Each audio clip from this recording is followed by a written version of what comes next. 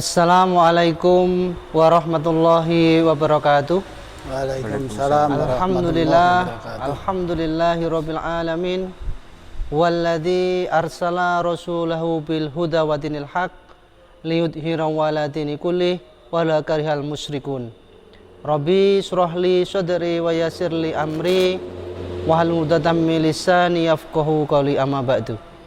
Puji syukur pada Allah Subhanahu wa taala atas segala limpahan rahmat, nikmat dan hidayahnya, sehingga kita semuanya masih bisa bersama-sama karena nikmat Allah Subhanahu wa taala.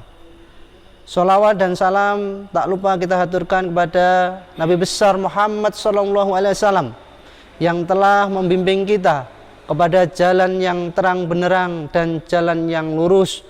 Semoga kita semuanya menjadikan umatnya Rasulullah sallallahu alaihi wasallam. Alhamdulillah, pada kesempatan ini di bulan yang mubarak, ya ayyuhalladzina amanu kutiba alaikumusiyam kama kutiba alal ladzina min qablikum la'allakum tattaqun. Hai orang-orang yang beriman, diwajibkan atas kamu berpuasa sebagaimana orang-orang sebelum kamu, agar kalian menjadi orang-orang yang bertakwa. Alhamdulillah, masih bersama Mutiara Ramadan. Pada kesempatan ini akan mengambil tema Al-Quran menjadi pedoman hidup. Pada kesempatan ini kami akan menyampaikan, yang pertama pembicaranya adalah Kiai Kadi Haryanto. Yang kedua, pembicara Kiai Muhammad Abu Rizki yang akan menyampaikan berkaitan dengan Al-Quran pedoman hidup bagi kita semuanya. Semoga di bulan Ramadan yang penuh berkah ini menjadikan kita semuanya la'allakum tattaqun, menjadi umat yang muttaqin. Maka dari itu, pada kesempatan ini akan kami sampaikan berkaitan dengan pembicara kita kepada Ustadz Kiai Muhammad Abu Rizki. Alhamdulillah Ustadz, dipertemukan di bulan Ramadan yang penuh berkah, barokah. Kita masih bersama di Mutiara Ramadan.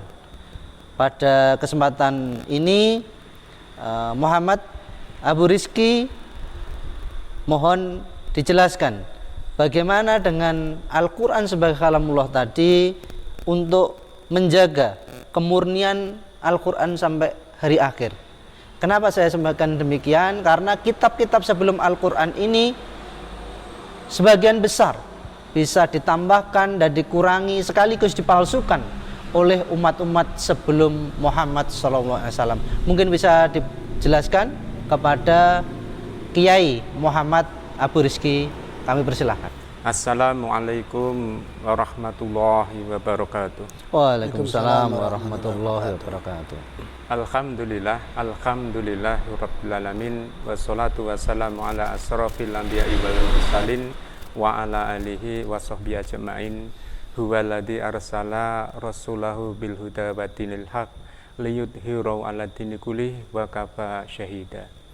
Asyhadu an la ilaha illallah, asyhadu anna Muhammadan abduhu wa rasuluh la nabiyya ba'dah. Rabbi shrah li sadri wa yassir li amri wahlul 'uqdatam min lisani yafqahu qawli. Ya ayyuhalladzina amanu kutiba alaikumusiyam kama kutiba alal ladzina min qablikum la'allakum tattaqun. Ya alhamdulillah, alhamdulillah, pemirsa dimanapun berada, marilah kita senantiasa memanjatkan puji syukur kehadirat Allah Subhanahu wa taala yang telah memberikan kita semua nikmat iman, Islam, kesehatan, kesempatan, sehingga di bulan Ramadan ini, bulan yang penuh berkah, bulan yang penuh dengan ampunan, bulan yang dimana akan dibuka pintu-pintu surga dan akan ditutup yakni pintu-pintu neraka. Dan mudah-mudahan kita semua bagian orang-orang yang nantinya bisa memasuki surganya Allah. Amin. Amin. Ya Rabbal Alamin. Yang kedua kalinya sholawat dan salam tetap tercurahkan kepada beliau baginda Nabi Muhammad Sallallahu Alaihi Wasallam serta keluarga, kerabat dan sahabat dan orang-orang yang senantiasa mengikuti apa yang dicontohkan oleh beliau baginda Nabi terkait ibadah maupun terkait yakni dakwah beliau. Dan tentunya kita semua nantinya bisa mendapatkan syafaatnya di hari Yaumul Qiyamah. Amin amin ya rabbal alamin. Di bulan Ramadan ini tentunya kita sangat gembira, kita sangat senang ya. Karena bulan Ramadan ini juga bagian dari madrasah kita ya. Jadi sekolahnya kaum muslimin. Karena di situ suatu kebiasaan ataupun habit itu ditanamkan setiap kaum muslimin. Yakni salah satu contohnya puasa, sedekah, ya, sholat tarawih. Ya.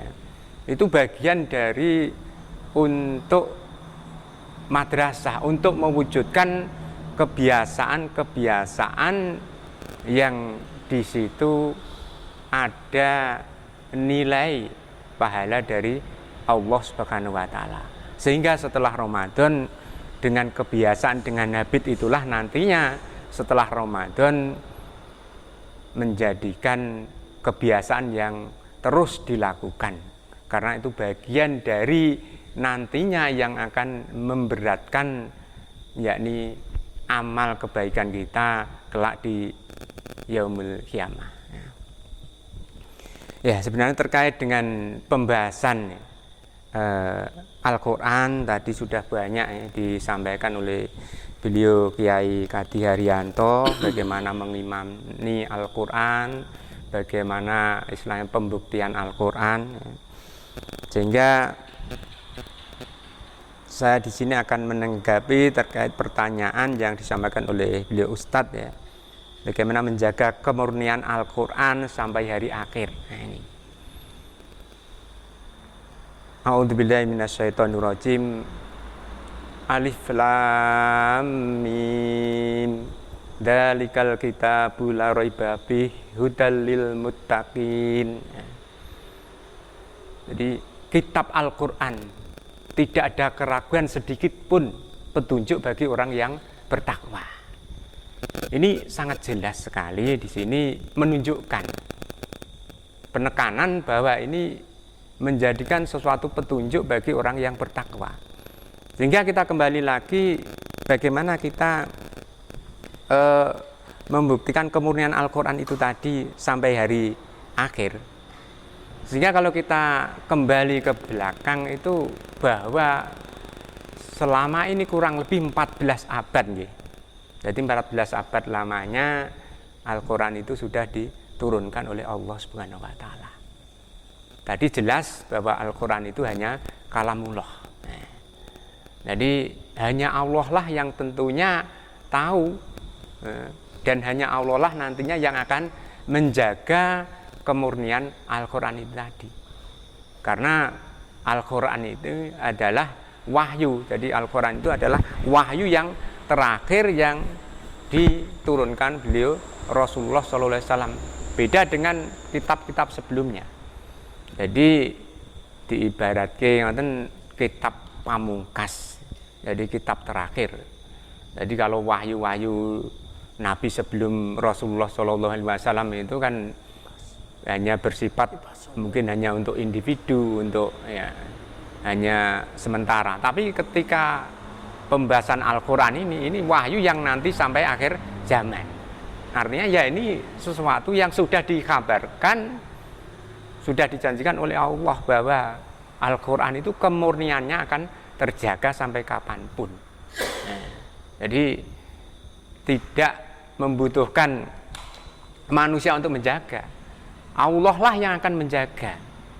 Sehingga bagaimana ketika manusia itu tadi mengimani bahwa Al-Quran itu tadi kalamullah, bagaimana Al-Quran itu wahyu dari Allah, yang pamungkas itu tadi, yang terakhir itu tadi, tentunya orang yang beriman mampu ya, jadi untuk yakni ikut menjaga kemurnian Al-Quran itu tadi ya, dengan menjaga isi-isinya ya, sehingga ketika isi Al-Quran itu tadi ada yang istilahnya menyimpang ya, ada salah satu orang yang mengatakan ini A padahal di dalam Al-Quran itu B, ya tentunya ini bagi orang yang beriman punya kewajiban untuk meluruskan pemahaman itu tadi, bahwa itu tadi adalah kurang benar ataupun salah, sehingga kemurnian Al-Quran nanti akan terjaga ya, seperti itu Ustaz. Mungkin masih bersama dengan Mutiara Ramadan. Telah disampaikan oleh Kiai Muhammad Abu Rizki berkaitan dengan kemurnian Al-Quran yang senantiasa sampai akhir zaman akan senantiasa dijaga oleh Allah Subhanahu wa Ta'ala dan tidak membutuhkan manusia dalam menjaganya. Tentu apakah Al-Quran ini keotentikannya, kemurniannya menjadikan bukti-bukti tambah berimannya kaum muslimin maupun orang-orang yang berakal untuk memeluk agama Islam. Maka dari itu kepada Kiai Muhammad Abu Rizki, bagaimana dengan keaslian Al-Quran ini sehingga kaum muslimin maupun orang-orang yang belakang, yang berakal agar memeluk kepada Islam bisa membuktikan, yaitu bukti-bukti kebenaran Al-Quran. Mungkin Kiai Muhammad Abu Rizki bisa menjelaskan bukti-bukti kebenaran Al-Quran sebagai kalamullah. jadi banyak sekali bukti-bukti kebenaran Al-Quran, karena Al-Quran sendiri itu tadi sudah menyebutkan bahkan bacalah dan bacalah. Jadi, artinya memang ini menggambarkan dari isi kitab Al-Quran itu tadi suasana ataupun situasi yang ada di sekitar manusia. Ya tentunya pembahasan terkait dengan alam semesta, manusia dan hidup ini. Bahkan hari akhir. Nah, bahkan nanti ketika kehidupan surga dan neraka. Nah, ini kan sesuatu yang bukti yang nyata, karena Al-Quran itu bisa menjadikan sesuatu bisa dibuktikan dengan akal. Jadi masuk yakni kategori dalil akli, sehingga bisa dibuktikan dengan akal bahwa Al-Quran itu tadi sesuai dengan kejadian-kejadian yang ada. Jadi salah satu contoh ya bukti yang nyata niku ketika zamannya Rasulullah, jadi Al-Quran turun ya.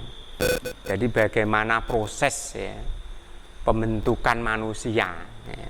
Walaupun awal mula kan dari Adam dan Hawa ya, dari tanah. Tapi setelah itu kan prosesnya kan sudah beda lagi. Jadi memang yang pertama kali kan Adam Hawa. Tapi proses yang selanjutnya adalah itu disebutkan di dalam Al-Quran dengan proses yang ketika waktu itu belum ada sains dan teknologi, belum ada alat yang canggih seperti saat ini ya.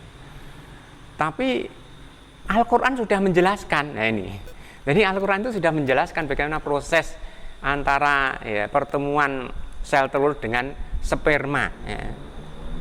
Sehingga itu menjadikan satu ya, gumpalan di dalam rahim itu tadi, sehingga menjadikan istilahnya segumpal darah terus menjadikan janin. Nah ini, jadi ada istilah 3 tahapan di dalam rahim seorang ibu. Nah ini menunjukkan bahwa ini sebenarnya sudah bukti yang nyata.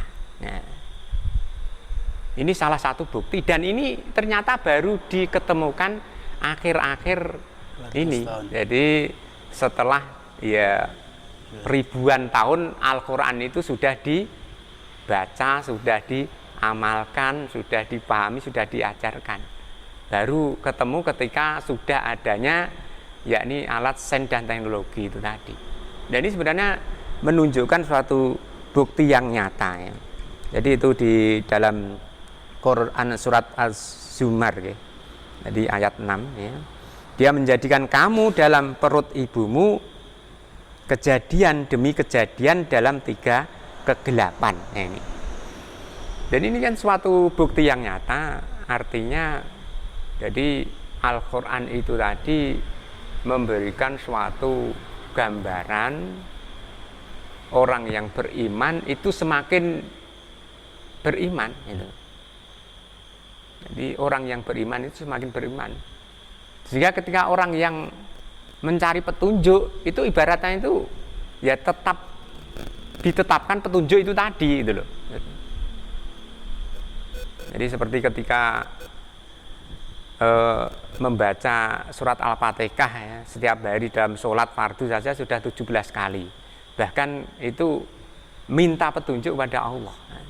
Ihdinas siratal mustaqim. Nah, ini kan juga bacaan ayat Al-Quran. Artinya petunjuk itu tadi ditetapkan bagi kita semua. Walaupun kita sebenarnya sudah mendapatkan petunjuk, tapi ya kita ditetapkan petunjuk itu tadi. Nah, ini salah satu bukti yang nyata, dan ini adalah suatu realitas yang bisa dikaitkan antara Al-Quran dan sains teknologi saat sekarang ini. Nah, ini. Jadi bahkan baru-baru ini banyak penemuan-penemuan yang itu semakin mengokohkan keimanan seseorang. Nah, jadi semakin mengokohkan keimanan seseorang. Jadi bagaimana ketika gambaran yang lain itu lebah ya. Jadi ketika lebah itu sangat ya, banyak manfaat, sangat banyak kegunaannya ya. Nah, jadi ketika menghasilkan sebuah madu ya, itu ternyata juga sudah digambarkan di dalam Al-Quran. Sehingga ini ya tidak satu bukti, sebenarnya banyak bukti ya. Nah, jadi tidak hanya satu bukti. Bahkan lebih jelas lagi ya dalam Quran surat Al-Mu'minun ya, yang artinya, dan sesungguhnya kami telah menciptakan manusia dari suatu saripati ya, berasal dari tanah ya. Kemudian kami jadikan saripati itu air mani yang disimpan dalam tempat yang kokoh ya, ataupun rahim itu tadi. Kemudian air mani itu kami jadikan segumpal darah. Lalu segumpal darah itu kami jadikan segumpal daging. Dari segumpal daging itu kami jadikan tulang belulang.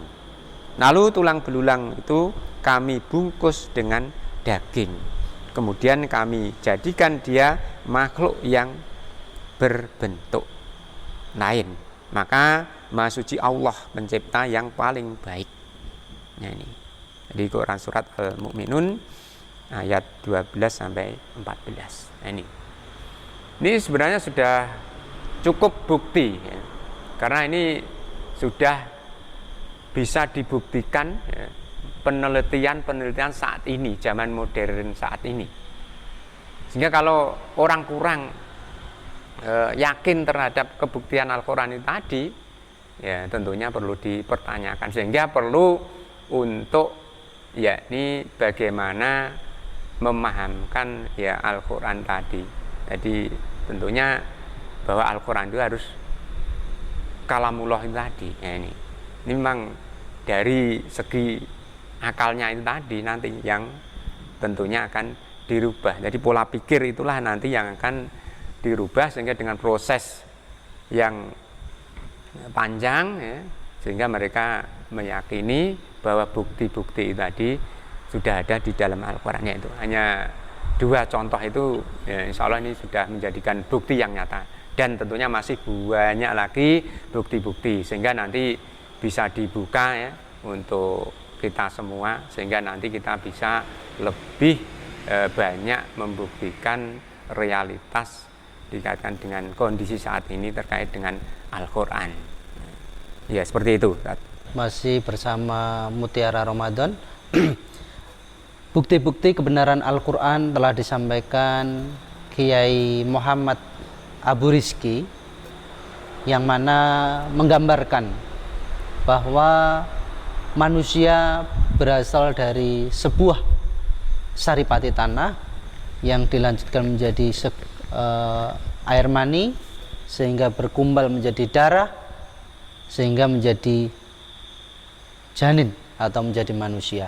Dan digambarkan di dalam bukti-bukti Al-Quran bahwa sangat banyak khasiat dari lebah yang menghasilkan madu.